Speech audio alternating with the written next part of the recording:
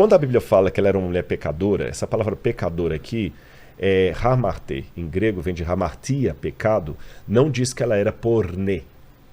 Então ela não era prostituta. Pornê, de onde vem a palavra pornográfico. Diz que ela era hamarté, ela era pecadora. E o que significava ser pecadora naquela época? Uma mulher que por qualquer situação tivesse dificuldade de gravidade era uma pecadora. O quê? Porque eles raciocinavam o seguinte, olha a mentalidade da época que Jesus tinha que corrigir. Se você tem algum problema na vida, é porque você tem algum pecado secreto e Deus está te punindo. Entendi. Era uma punição. Uma punição. Engravidar. Nesse ponto a mulher era muito subjugada, a mulher não tinha Mesmo que eu não vez. saiba, você deve ter alguma coisa. Exatamente, tinha muitos casos aliás, até hoje, né, Fabi? Muita mulher que é violentada e a culpa ainda é dela. Porque a roupa tava ruim, A roupa tava porque curta, ela você... deu um sorriso. Exatamente, entendeu? Entendi. Então, o pecadora não se sabe por quê. exatamente, podia ser com qualquer tabu histórico. Tá. Provavelmente de cunho sexual. É mesmo? Provavelmente, mas não prostituta, porque ela não é chamada de pornê. Tá. Agora, tudo bem, vamos lá. Provavelmente tudo indicado de cunho pessoal. Agora, imagina, um fariseu, os judeus até hoje, você sabe que o judeu tem toda uma questão com a comida, ele não come qualquer coisa Sim. e tudo mais. Hoje não, o Ravi Sani teve aqui, comeu pizza com a gente ali fora e tudo, mas nos tempos bíblicos, tinha pizza caché. Caché. Mas nos tempos bíblicos, um rabino não comeria junto com um pagão. Ah, é? Nunca. Nunca? Nem com um pecador. mistura. Não se misturava. Tá. Senão ele se contaminaria. Entendi. Se aquela mulher era pecadora e entrou na casa de um fariseu, sem ninguém barrar, Ela tinha ela intimidade tinha intimidade naquela casa. Certo. Você tá entendendo? Hoje, quando a gente chegou aqui, esqueci, Fabi. a A Fabi, Fabi. né?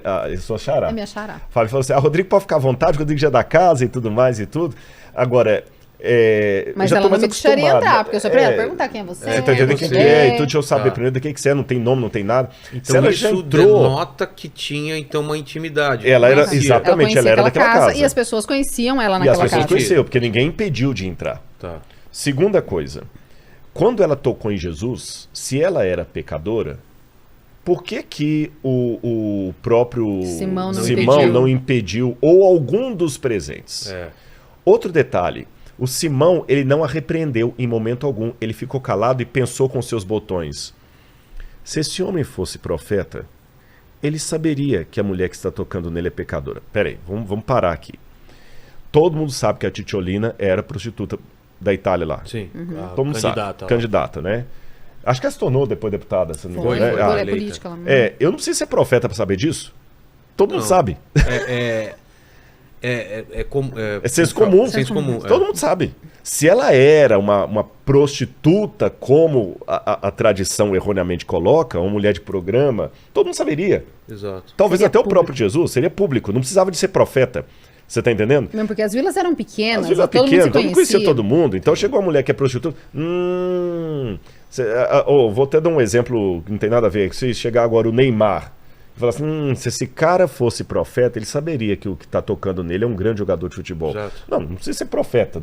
Todo Basta assistir mundo, né? televisão. É. E ele não falou, é só com ele mesmo que ele pensou. Isso indica que o pecado que ela tinha não era de conhecimento público. Mas era de conhecimento de quem? Dele. Dele. Quando a gente joga todos os elementos de psicobiografia aqui, você chega à conclusão, e você sabe, eu até passo a bola para você, que geralmente quando acontecem problemas de violência sexual contra meninas Mais de 80% dos casos é dentro da família. dentro da família, e 80% dos casos se comportam com características, eu li muitos artigos sobre isso, com as características que elas se comportavam. Você entendeu? De se sentir menor, Se sentir culpada. eu que provoquei talvez. E olha essa parte, se sentir culpada. Porque se ela foi violentada dentro de casa, ela não tinha pecado. Ela era vítima. Mesmo assim, Jesus falou assim: filha, os teus pecados estão perdoados. Por quê? Pra se sentir bem, né? Porque ela se sentia, ela precisava do sentia perdão. culpada. Claro, Às vezes eu preciso ter um perdão de um pecado que eu não cometi. claro. É. E aí Jesus vira para ele e fala assim: Simão, você está incomodado porque ela me tocou? Deixa eu te perguntar uma coisinha. Eu vou atualizar linguagem. a linguagem. Um camarada devia pro patrão dele R$2.000. O outro devia R$400.000. patrão ficou com dó dos dois, que estavam apertados, e perdoou a dívida dos dois. Qual era o mais grato? Lógico que eu devia 400 mil reais. Ele ia perder a casa. Né? Ele falou, pois é. Ela teve a dívida maior perdoada, por isso que ela está grata a mim. E você ainda não teve a sua dívida perdoada, que você acha que é pequeno o seu pecado. Mas desde que eu cheguei aqui, você não me fez isso? Você não fez isso, exatamente. Você não me deu o ósculo santo, você não lavou meus pés. Agora ela não parou disso. E por que ela fez aquilo com Jesus? De repente ela teve que quebrar toda uma questão ali de limitação psicológica que ela estava, para poder dar as boas-vindas a Cristo, que o anfitrião não estava dando. E ela talvez já era, aí que vem o detalhe, ela já era seguidora de Jesus, talvez desde a casa de Levi e Mateus, porque o Evangelho fala que Jesus, quando começou a pregar, Levi e Mateus, que se tornou um dos apóstolos, reunia em sua casa publicanos e pecadores. A mesma palavra que é aplicada para ela. Então, de repente, ela ia para Cafarnaum, ficava ouvindo Jesus, ela ouviu a mensagem de Jesus, ela quis mudar de vida. Só que aí eu termino com essa parte que no capítulo 8 fala assim: aconteceu depois disso, depois desse episódio, que Jesus andava de cidade em cidade, de aldeia em aldeia, pregando e anunciando o evangelho do reino. Iam com ele os 12 discípulos e também algumas das mulheres que haviam sido curadas de espíritos malignos e de enfermidades. Maria, chamada Madalena, da qual saíram 7 demônios. Joana, mulher de Cusa, procurador de Herodes, Susana e muitas outras. Quando fala Maria Madalena, da qual saíram 7 demônios, por que esses 7 demônios? Jesus dizia que quando um demônio era expulso de uma pessoa, ele saía daquela casa. E se voltasse, voltava com mais 7 demônios. Com mais 7 demônios. Certo. E ele falou que a segunda situação da pessoa era pior do que a primeira. Certo. Então o que eu entendo desses 7 demônios? Ela tinha aceitado a Jesus. Expulsou esse demônio. Quando ela volta pro lar dela, pra casa dela, onde ela estava sofrendo tudo aquilo ali, tem toda uma questão de... É quase uma síndrome de Estocolmo. Apaixonar pelo agressor. Ele foi e novamente a violentou e levou para a cama, e ela se sentiu pior. Quando ela se sentiu pior, ela voltou todo aquele que ela estava, todo o trauma, eu não mereço mesmo. Aí tem uma série de coisas que pode vir. O eu não mereço, eu não presto, realmente eu sou isso. Você sabe que a patologia de mulheres que são violentadas é muito díspare. Algumas se tornam realmente vadias. Vou colocar essa palavra bem entre aspas aqui. Não porque elas são não é o caráter e moral. Não moralmente sem caráter. Mas porque no inconsciente dela formou um negócio assim: agora que ninguém vai me querer, só ele, então eu vou continuar fazendo isso para ele não me bater. Eu vou continuar fazendo isso porque é isso que eu mereço mesmo. Entendi. Eu vou continuar fazendo isso, que é o único momento que eu tenho o carinho de alguém. Atenção. É nessa hora, eu vou me entregar. Para o que eu sirvo. É para o que eu sirvo. Ela voltou para aquela situação. Então é como se os demônios voltassem para ela.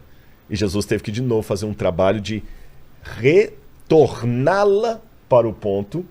Então, essa para mim é uma pincelada do que aconteceu. E aí a história dessa mulher vai desenrolando de maneira maravilhosa, mas então aí, quando ela volta com esses 7 demônios e expulsa esses 7 demônios, e a partir daí da vida dela, o que acontece? Ela começa a seguir a Jesus. Seguidora. E o interessante é que ela é a única mulher da antiguidade dessa época aqui que é chamada pela cidade dela. Magdala.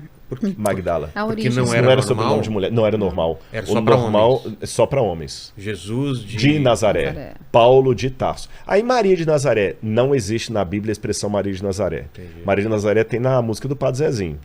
Você entendeu? Mas na Bíblia, Maria não é chamada Maria de Nazaré. É Maria, Maria, mãe de Jesus. A mulher, ela era denominada pelas seguintes alcunhas, pelos seguintes apelidos, né?